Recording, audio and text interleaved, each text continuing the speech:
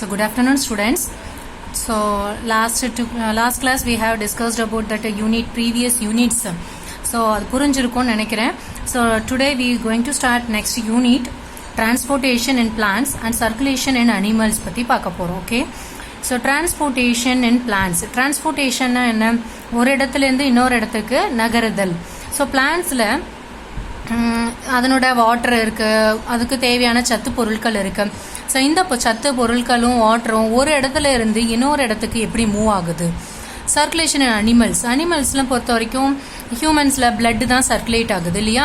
So blood மேலேருந்து கீழே வரைக்கும் ஆல் ஓவர் த பாடி எப்படி சர்க்குலேட் ஆகுது அப்படின்றத பற்றி நம்ம பார்க்கக்கூடியது தான் இந்த யூனிட். ஓகேவா. டிரான்ஸ்போர்ட்டேஷன், ஒரு இடத்துலேருந்து இன்னொரு இடத்துக்கு ஒரு பொருள் எப்படி நகருது, அதுக்கு ஒத்துழைக்கக்கூடிய ஹெல்ப் பண்ணுறக்கூடிய பார்ட்ஸ் என்னென்ன, எப்படி நடக்குது அப்படின்றது.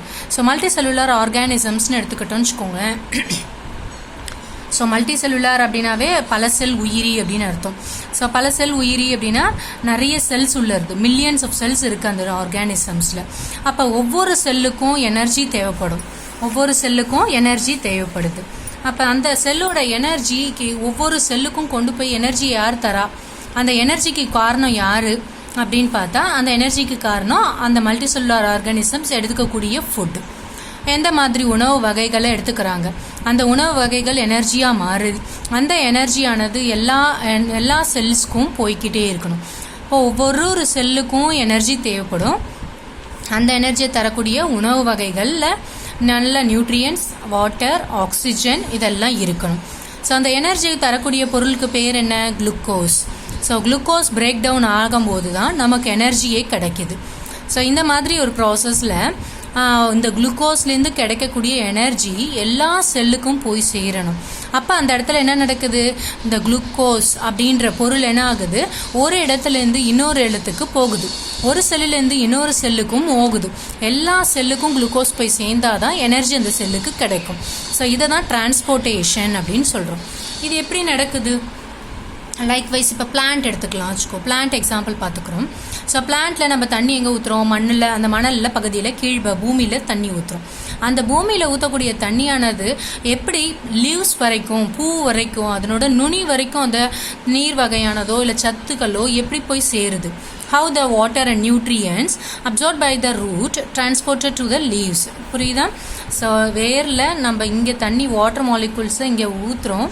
இந்த வாட்டர் மாலிகூல்ஸ் ஆனது எப்படி கடைசி அந்த நுனியில் இருக்கக்கூடிய பூவோ இலையோ அது வரைக்கும் எப்படி போகுது, அதுதான் transportation. So water is carried from the root to the plants. எப்படி போகுது, this process is called transportation சொல்லுவோம்.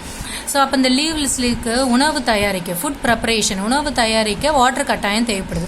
அப்போ இங்கே இருக்க மணலில் இருக்கக்கூடிய வாட்டர் மாலிகூல்ஸ் இலைக்கு கொண்டு சேர்க்குது இல்லையா, அந்த transportation of water from root to leaves, this is called transportation. நம்ம இதுக்கு முன்னாடி ப்ரீவியஸ் யூனிட்ஸில் நம்ம பார்த்துருக்கோம். இந்த டிரான்ஸ்போர்ட்டேஷனுக்கு யாரெல்லாம் ஹெல்ப் பண்ணுறா அப்படின்னா, பிளான்ட்ஸில் இருக்கக்கூடிய சைலம் அண்டு ஃப்ளோயம் அப்படின்னு சொல்லக்கூடிய இந்த ரெண்டு தான். சைலம் அண்ட் ஃப்ளோயம் அப்படின்னு சொல்லக்கூடிய இந்த ரெண்டு பகுதி, சைலம் அந்த வாட்டரையும் நியூட்ரியன்ஸையும், அதாவது வாட்டர், மினரல்ஸு, அதாவது நைட்ரஜன் பொருட்கள், மற்றபடி என்னென்ன மினரல்ஸ் அதுக்கு தேவைப்படுதோ அந்த மினரல்ஸ் இதெல்லாம் எடுத்துக்கிட்டு போகிற டிரான்ஸ்போர்ட்டார் சைலம். ஃப்ளோயம் அப்படின்றது உணவு வகைகள், அதாவது ஸ்டார்ச் ப்ரிப்பேர் பண்ணும் இல்லையா, பிளான்ட்டுக்கு தேவையான ஸ்டார்ச் உணவு வகைகளை ஒரு லீவ்ஸில் தான் ப்ரிப்பேர் பண்ணும். லீவ்ஸ் ப்ரிப்பேர் பண்ணி எல்லா இடத்துக்கும் போயாகணும், ஸ்டெம்க்கு போகணும், காய்க்கு போகணும், ஃப்ளவர்ஸ்க்கு போகணும், வேர்க்கு வந்தாகணும். இந்த மாதிரி எல்லா பகுதிகளும் போய் சேர்க்கக்கூடிய வேலை ஃப்ளோயம். ஸோ இந்த சைலம் அண்ட் ஃப்ளோயம்ன்றது டிரான்ஸ்போர்ட்டேஷனில் எந்த அளவுக்கு ஒத்துழைக்குது அப்படின்றத பற்றி பார்க்கணும். ஸோ நம்ம ஹியூமன்ஸை பற்றி, அதாவது அனிமல்ஸ் அப்படின்னு பார்க்கும்போது டிரான்ஸ்போர்ட் எப்படி நடக்குது, இன் அண்ட் அவுட் என்னென்ன நடக்குது. ஸோ டிரான்ஸ்போர்ட்னா என்ன, carry things from one place to another. So in case of that, how the useful substances are taken in, நம்ம தேவையான பொருட்கள் உள்ளே கொண்டு போய் சேர்க்கவும், டாக்ஸிக் சப்ஸ்டன்ஸ் அதாவது விஷமாக பொருட்கள், தேவையில்லாத பொருட்களை விஷப்பொருட்கள் சொல்கிறோம், அந்த பொருட்கள் வெளியேறதும் டிரான்ஸ்போர்ட்டேஷன். ஸோ இந்த transport of nutrients, salt, oxygen, hormones, waste product இதெல்லாம் நம்ம பாடியில், பிளட்டில், அனிமல்ஸோட பிளட்டில் டிரான்ஸ்போர்ட் ஆகுது. ஸோ இதெல்லாம் எப்படி டிரான்ஸ்போர்ட் ஆகுது, அதுக்கு காரணி யார் அப்படின்னா, அந்த சிஸ்டம்க்கு பேர் சர்க்குலேட்டரி சிஸ்டம்னு சொல்கிறோம். சர்க்குலேட்டரி சிஸ்டம், அந்த சர்க்குலேட்டரி சிஸ்டம் பண்ணக்கூடியது யார், பிளட்டும் லிம்பும். blood and lymph. அதாவது நீர்ம பொருள். bloodன்றது நம்ம எல்லாருக்கும் தெரியும். lympன்றது ஒரு நீர்ம பொருள். அதாவது லிம்பாட்டிக் சிஸ்டம்னு சொல்லுவோம். இதுவும் எல்லாத்தையும் டிரான்ஸ்போர்ட் பண்ணக்கூடியதுக்காக தேவைப்படுது. என்னென்ன அதில் எங்கேருந்து டிரான்ஸ்போர்ட் பண்ணது, எப்படி எதை மூலமாக டிரான்ஸ்போர்ட் பண்ணது, ஹார்ட், பிளட் வெசல்ஸ், இது மூலமாக சர்க்குலேட்டரி சிஸ்டம் ஃபுல்லாக வேலை செய்யுது.